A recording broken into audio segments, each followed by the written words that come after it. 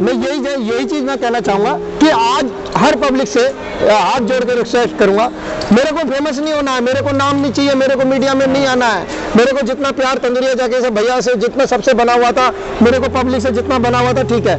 मैं आगे बोलूंगा भी नहीं कुछ कि आप लोग जैसा भी हो, जो इंसाफ मनोज के लिए करें, ठीक है।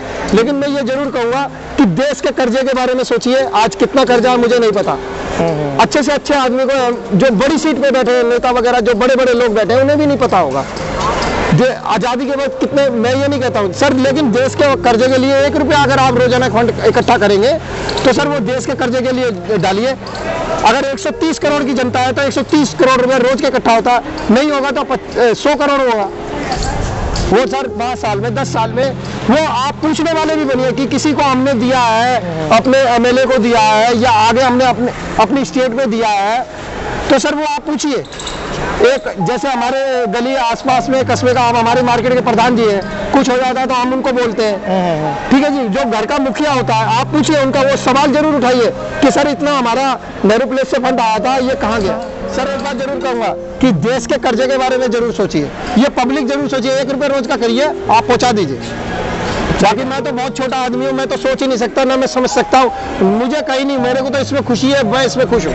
बहुत अच्छे विचार है दोस्तों मनोज जी के, और देखिए कितने अच्छे विचारों के साथ उन्होंने एक बहुत अच्छा मैसेज पास किया है। तो मैं चाहूंगा आप लोग इनको फॉलो। देखिए मैं तो उज्जड़ आदमी था सर, मैं सर की बात कर रहा हूँ, कहे खेत की सुने कनियाल की। मैं तो ऐसा था, मैं पैसे को भगवान समझता था, मैं तो बहुत बड़ा काम करता था, लेकिन साहब गुस्से से कमा दिया। वो छोड़िए, अच्छे लोगों के साथ में अगर आप रहेंगे, पढ़े लिखे के साथ में, तो पढ़े लिखे वाली सोच आएगी सर। मंदिर में खड़ा आदमी जय माता की करता है। आज अगर मैं इतना सोच रहा हूँ तो मेरे ये यूट्यूबर भाइयों की वजह से सोच रहा हूँ, यहाँ तक सोच रहा हूँ। तो मुझे इसमें रहना, मैं इसी में खुश हूँ सर। लेकिन इस बारे में सोचिए, हमारे जैसे बाइंडर को, हमारे जैसे को आप फंड पब्लिक मत कीजिए, एक्चुअल आदमी की मदद कीजिए। लेकिन अगर 1 रुपया रोज का भी जोड़ेंगे तो बहुत होता है।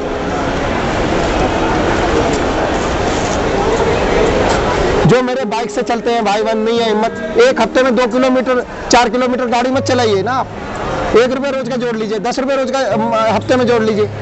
लेकिन अगर आप किसी को दे रहे हैं, आप किसी को दे रहे हैं अपने वोट्स के लिए, अपने किसी चीज के लिए भी नहीं, अगर आप किसी को डायरेक्ट दे रहे हैं तो उसका आप हिसाब भी लीजिए उससे। बहुत सही बोला। अब जैसे मैं प्रधान जी को, अगर हम लोग इकट्ठा करके, हम प्रधान जी को, या हमारे यहाँ भी कल परसों भंडारा हुआ था, तो उन्होंने 4 आदमियों को रखा, अकेले नहीं लिया। हमारे प्रधान जी ने बोला कि मेरे ऊपर नहीं होता। अब जैसे हमारे तंदूरी जायका वाले हैं, या ये भैया निक्की यूनिक वाइरल वाले हैं, तो ये डायरेक्ट नंबर डाल देते हैं, मनोज से बात करिए, मनोज से हेल्प कीजिए। अगर उन्हें कुछ फंड की जरूरत है, हमें मत बोलिए, ये अपना क्या नाम कहते हैं, ईमानदारी से काम करते हैं। तो आप भी ऐसा कीजिए, 1 रुपया रोज का इकट्ठा कीजिए।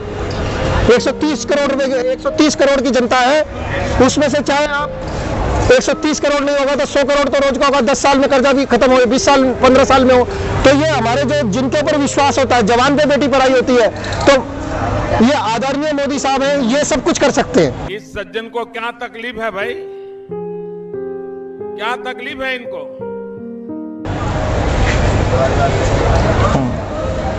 और इसका हिसाब पूछिए आप अपने स्टेट में, आप अपना जैसे जिनको देते हैं, वो आपको अपने आप करना पड़ता है। जरूरी नहीं है आप घर में महीने में साल में 4 बार ग्रेनाइट पत्थर लगा रहे हैं, बाथरूम की टाइल लगा रहे हैं, तो एक बार सोचिए सर। बहुत बढ़िया, ये आप ही लोग कर सकते हैं सर। शॉर्टकट का रास्ता मत करिए, मेहनत कीजिए, पढ़ेंगे लिखेंगे सब कुछ करेंगे। इसमें कुछ नहीं रखा है सर, मैं जानता हूँ इस चीज को। मेरा बाप भी ये करता था, 100 किलो दूध निकलता था, कट्टा भर जाता था, तब भी साहब उसको कहना कहते दवाई के लिए पैसा नहीं जोड़ा पाया। तब भी मैंने 26 साल के लिए क्यों रास्ता मैंने किया, दूसरा रास्ता क्यों अपनाया। फादर ने खानदानी काम है, बाप अलग काम कर रहे हैं, बेटा हर उसी दुकान में चले जाते हैं, लेकिन मैंने दूसरा रास्ता अपनाया था, उसमें मैंने काम भी किया। कुछ उठते भी है, मुझे तो इसमें रहना, मैं तो इसमें खुश हूँ साहब। बाकी मैं एक बात जरूर कहूंगा, मैं माफी चाहता हूं, मैं इतनी बातें बोलने के लायक नहीं हूं, ना मैं इस चीज को बोलना चाहता था। लेकिन ये यूट्यूबर भाइयों के साथ, बड़े लिखों के साथ में रह के, पब्लिक के साथ में अच्छे कन्वेंस जिन्होंने दिए हैं, मैं उनके साथ में रह के ये कहने कहते सीख पाया हूँ और इतनी बात हिम्मत कर पाया हूँ बोलने की। Thank you. ठीक है सर, मैं एक बात जरूर कहूंगा कि आप हमारे जैसे कि मत रोजगार बनाइए, हौसला बढ़ जाएगा, पब्लिक तो फंड कर देगी। अब मेरा बच्चा है, कोई गलती कर रहा है, एक बार करेगा, 2 बार करेगा, मैं उसकी बार बार गलती पे पर्दा डालूंगा तो उसका हौसला बढ़ जाएगा। अब वो भी मैं सोचिए, आप केवल आप एक बार 1 रुपया रोज का इकट्ठा कीजिए, गुल्लक बनाइए, देश के कर्जे के बारे में सोचिए, बस जी इतना कहना चाहूंगा। ये बात मुझे बोलनी चाहिए, नहीं बोलनी चाहिए, मैं बहुत छोटा आदमी हूँ, बहुत जमीन से जुड़ा हूँ, गरीब आदमी हूँ, बाकी मुझे कोई गलती हुई हो मैं इसके चीज़ के लिए मैं माफ़ी चाहता हूँ। अगर इतनी हिम्मत करा पाया हूँ, इतने जोड़ने के लिए बोल पाया हूँ, तो मैं केवल इन पढ़े लिखे लोगों के साथ में रह के क्या नाम कहते बोल पाया हूँ। बाकी माफ़ी चाहूँगा, इस पब्लिक से भी माफ़ी चाहूँगा। सर मैं सब्सक्राइबर को फॉलोअर्स को मैं यही बोलूँगा कि मेरे को उन्होंने बहुत प्यार दिया है। अच्छा। और तंदूरी जायका पे जो भी कमेंट्स दिए हैं उनको बहुत अच्छे से दिए हैं। इनका चैनल को आगे बढ़ाएं और ये गिफ्ट के लिए मैं ज़रूर जो उन्होंने मेरे को अब इस लायक समझा सब्सक्राइब करने, जो भी मेरे क्या नाम कहते हैं पसंद कर रहे हैं, हाँ जी, लाइक कर रहे हैं, अच्छा अच्छा, हाँ जी, मैं उनका बहुत बहुत आभारी हूँ और बहुत बहुत थैंक यू करता हूँ, बहुत बहुत धन्यवाद करता हूँ, दिल से आभारी हूँ जो कि जिन्होंने मेरे को इस लायक समझा सर, आपके चैनल के तंदूरी जायका के चैनल के जरिए। हाँ जी सर।